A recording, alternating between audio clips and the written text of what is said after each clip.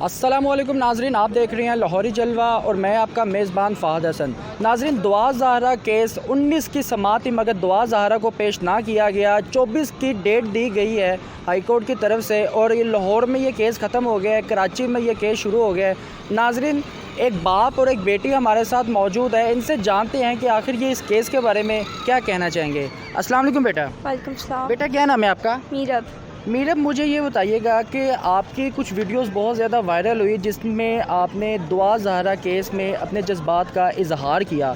मुझे ये बताइएगा कि दुआ ज़हरा केस पहले ये पता चलता है कि वो भाग गई है, उससे पहले ये पता चलता है कि वो गुम गई है, गुमने के बाद जब कार्रवाई शुरू होती है पता चलता है कि वो कराची से लाहौर किसी लड़के के साथ भाग गई है, फिर पता चलता है कि वो लड़का जौन सा है उसको अपनी होश नहीं है तो उसके साथ कैसे भाग सकती है। फिर बात खुलती है, फिर बातों से बात खुलती है, पता चलता है कि इसके पीछे कोई ना कोई माफिया हो सकता है। कार्रवाई हुई, कार्रवाई के बाद बयानात आते हैं, लड़की कहती है, दुआ ज़ाहिरा कहती है कि मैं अपनी मर्ज़ी से इस लड़के ज़हीर नामी लड़के से निकाह की है। मुझे ये बताइएगा, ये जितना भी वाक़या है इस केस का, इसके बारे में आप क्या कहना चाहोगी? इसके बारे में ये कहना चाहूँगी कि अगर तो माफिया नहीं है तो फिर ज़ाहिरी बात है कि ये लड़की की, लड़के की, पेरेंट्स की, हाँ, ये पूरे एनवायरमेंटल जो है ना ये उसकी वजह से होता है। फॉर एग्ज़ाम्पल, अगर एक दरख्त है उसको आपने उसको सीड को उसके बोया है, ठीक है ना, वहाँ पे सनलाइट आती है ना, वहाँ पे बारिश होती है, तो क्या वो उगेगा? वो ख़राब हो जाएगा। लेकिन एक ऐसी जगह है जहाँ पे दरख्त कि उसको पानी भी मिल रहा है, उसको उसका पूरा इन्वायरमेंट है, उसको सनलाइट मिल रही है, तो वो ऑफकोर्स बहुत अच्छे से उगेगा। तो ये डिफरेंस होता है आपके इन्वायरमेंट का, आपके सोशल बिहेवियर किस तरह है। तो बंदा जो है गलत रास्तों पे चला जाता है, बट अल्लाह ताला ने कहा तुम गलती करते हो, मेरे पास आओ, मुझसे माफ़ी मांगो। तो अब जो चीज़ हो गई है, चाहे वो माफिया है या जो भी है, सब लोग जो है वो ऑफकोर्स लड़की को ही क्रिटिसाइज़ करेंगे। तो अब जो कुछ हो गया, लड़की को ये करना चाहिए कि उसको अपने पेरेंट्स के पास वापस चले जाना चाहिए, या अगर लड़के को नहीं छोड़ सकी तो एटलीस्ट अपने पेरेंट्स के पास तो जाए। अच्छा बेटा, मुझे ये बताइएगा, कहा यह जा रहा है कि लड़की को भी वलगलाया गया है और लड़के को भी वलगलाया गया है, इनके पीछे कोई थर्ड पार्टी है, इसके बारे में आप क्या कहोगे? अगर इनके पीछे थर्ड पार्टी है भी तो इनको गया तो वर्गलाया है, चाहे वो हाल ही लड़के लड़की को करें या माफिया हो पीछे, तो उसके ऊपर डिपेंड करता है आपका अपना जहन किस तरह का है, आपकी अपना सोशल लाइफ किस तरह की है, आपके साथ लोगों का बिहेवियर किस तरह का है, तो उसके अकॉर्डिंग जो है फिर चीज़ें होती है। अगर माफिया ने इनको प्रेशराइज़ किया है तो वो क्यों करेंगे? लाइक अगर इनको करेंगे भी तो ख़ुद पैसा दे के करेंगे, तो इसके पीछे क्या लॉजिक है? अच्छा, अगर इन्होंने अपनी पसंद से शादी की है, मगर कहा यह जा रहा है कि बेटा 11 बंदे गिरफ्तार भी हो गए हैं इस केस से, और इस निकाह का जौन सा गवाह है ना उसको भी गिरफ्तार कर लिया है, तो फिर हो सकता है इसके पीछे माफिया हो। लेकिन अगर माफिया है तो आप माफिया को पकड़ें, और जो आपके पास लड़का और लड़की मौजूद है उनको जाके, क्योंकि लड़के के पेरेंट्स कह रहे हैं कि हमें पता था ये शादी कर रहा है और हम बहुत खुश हैं इसकी शादी से, तो यानी ये कि लड़के ने तो अपने पेरेंट्स को राज़ी करके अपनी फैमिली के साथ किया, लड़की ने बेवकूफ़ी की। अब सारे लड़की को क्रिटिसाइज़ करेंगे, उसको चाहिए था अपने पेरेंट्स के साथ रहती। कल कर आपको इस लड़के को कुछ हो जाता है तो उसको फिर कौन देखेगा? अच्छा बेटा, मुझे ये बताइएगा कि जब ज़हीर और दुआ ज़हरा बैठकर बयान दे रहे होते हैं तो ज़हीर तो सिर्फ बोलती बंद करके बैठा होता है, ज़्यादातर दुआ ज़हरा ही बोल रही होती है। क्या आपको लगता है कि दुआ ज़हरा अपनी मर्ज़ी से बयान देती हैं या उसको ज़बरदस्ती बुलवाया जाता है? अगर ये अब डिपेंड करता है कि वो क्या है, लेकिन अगर तो वो उसके ऊपर प्रेशराइज़ किया जाता है उसको, तो आई गेस कि लड़की अगर प्रेशराइज़ होकर बोलती है तो फिर लड़के को भी करेंगे, क्योंकि दोनों की तरफ माफिया है, ऊपर उनके माफिया है। अगर दोनों को नहीं किया हुआ प्रेशराइज़ तो फिर, और लड़के की जो हालत होती है ये मतलब अब आप इतनी श्योरिटी के साथ नहीं कह सकते, लेकिन मे बी वो ड्रग्स करता हो या ऐसा कर, मतलब अगर तो माफिया नहीं है कि उसने लड़की को फंसा लिया। अच्छा बेटा, मुझे अपनी एज बताइएगा। 15 साल आपकी उम्र है। कभी ऐसा आपके जहन में आया है, कभी आपने सोचा है, कभी ऐसे एज्यूम किया है आपने कि अगर आप दुआ ज़ाहिरा की जगह होती तो आप क्या करती?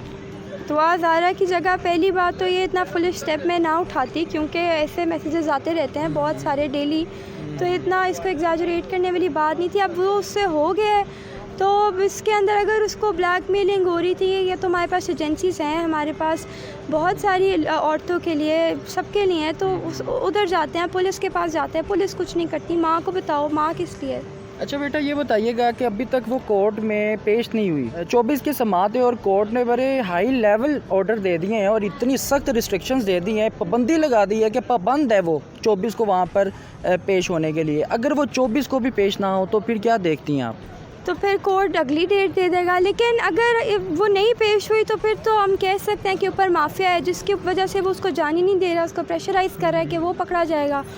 या अगर लड़की खुद नहीं जा रही तो वो डर गई है, लेकिन अब इतना वो लाइक कॉन्फिडेंट होके आती है, चाहे कि प्रेशराइज होके आ रही है या जिस तरह भी आ रही है, उसका इंटरव्यू काफ़ी कॉन्फिडेंट होता है। अच्छा मेरा बेटा, मुझे ये बताइएगा कि चले मान लेते हैं कि उसने अपनी पसंद की शादी की है, लड़के ने भी अपनी पसंद की शादी की है, इन फ्यूचर क्या ज़हीर दुआ ज़हरा का साथ देगा या फिर उसको छोड़कर भाग जाएगा? अब ये इसके अंदर कोई श्योरिटी नहीं है, लेकिन इस तरह के जहाँ तक इस तरह अर्ली मैरिजेस जाती हैं वो इतनी सक्सेसफुल नहीं होती, लेकिन आगे अल्लाह बेहतर जानते हैं। बट जहाँ तक हम अपनी ऑब्जर्वेशंस रखते हैं तो आई डोंट थिंक सो कि वो इतना लॉन्ग प्रोसीजर जाएगा। अस्सलाम वालेकुम सर। वालेकुम सलाम। सर आप मीरब के फादर हैं, अब्बा जी हैं? बिल्कुल जी, अल्हम्दुलिल्लाह। सर मुझे ये बताइएगा कि ये दुआ ज़हरा का जौन सा केस है, शादी का पता चलता है, दुआ ज़हरा की जौन सी उम्र है वो 14 साल सामने आती है और कहते हैं कि जी 16 साल भी सामने ले आओ। 16 साल हुए तो उसके बाप की शादी को हुए हैं और 18 साल की हाई कोर्ट में कैसे उसका निकाह हो सकता है? ये देखें, ये तो लीगैलिटीज़ हैं, लीगल टर्म्स हैं, कानून साजी है और कानून के मुताबिक होने वाले काम हैं। तो ये जो केस नौयत में जो इसमें इन को खुद से देख रहे हैं वो बेहतर बता सकते हैं। निकाह नामी जाली निकले और जो गवाह था निकाह का उसको गिरफ़्तार भी कर लिया गया है। तो वो उसके लिए कानून बना, कानून जो है ना पाकिस्तान का एक हमें तहफ़्फ़ुज़ देता है। देखें, हम इतने पीसफुली यहाँ बैठ के एक जनरल टॉक की एक बात कर रहे हैं, हम किसी पे तनकीद नहीं कर रहे, हम किसी को बुरा नहीं कह रहे। एक सोशल एक्टिविटीज़ जो हैं वो मेलाफाइड हो जाती हैं, बुराई की तरफ चली जाती हैं, या लोग इस तरह से जो हैं वो इंतहाई इक़दाम बच्चे उठा लेते हैं या चाइल्ड मैरिजेज़ हो जाती हैं। उसमें इन आने वाले वक्त को हम देखना चाह रहे हैं कि वो किसी तरह वो महफूज हों। आइंदा जो हो गया इसको एक्सेप्ट करें और जो भी है बुराई से दूर रहें। अच्छा सर मुझे ये बताइएगा कि आप ख़ुद एक बाप हैं, अपने आप को दुआ ज़हरा के बाप की जगह रख के देखें या अपनी बच्ची को दुआ ज़हरा की नज़र से देखें तो सर मुझे बताइएगा कैसे देखती हैं, कैसा महसूस होगा? नहीं, डेफिनेटली पेनफुल एक्ट होता है, लेकिन ये कि उसमें ये आपने ये जो है, मैं ये समझता हूँ कि बच्चों बच्चियों का ना एक आज़ाद माहौल होता है और जो भी फ़ैसले हो ना उनको एक्सेप्ट करें और उनको एजुकेट करें कि फ़ैसला करने से पहले 100 बार सोचें, जब फ़ैसला कर लें तो फिर उसको एक्सेप्ट करें।